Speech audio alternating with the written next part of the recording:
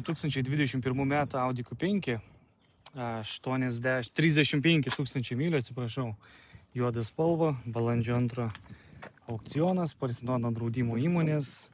Dabartinis statymas už ją yra $6,900, bent jau filmavimo metu. Tai jinai ką jinai turi. Jinai pažeidimą turi į priekinę dalį. Galite pasižiūrėti, ir kapotas pažeistas, ir čia ratelės pažeistas. Lempos atrodo yra sveikos. Toliau čia radiatorius irgi atrodo sveikas, niekas nevarva, nelaša.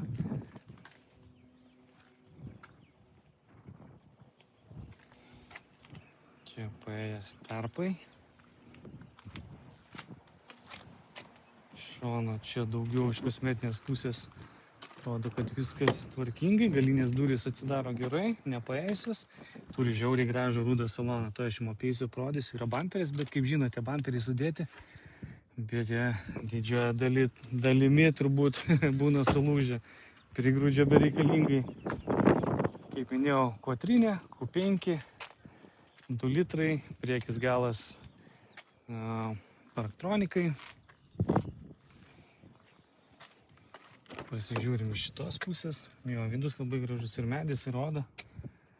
Labai matosi tvarkingas. Labai nedaug nuvažiavusi, realiai. Čia ratas šitoje pusėje yra įsileidęs padangą. Toliau iš pavaraižymų kosmetinės pusės visiškai nieko daug nėra. Pažiūrėkit, koks saloniukas geras. Šildomos sėdynės turi.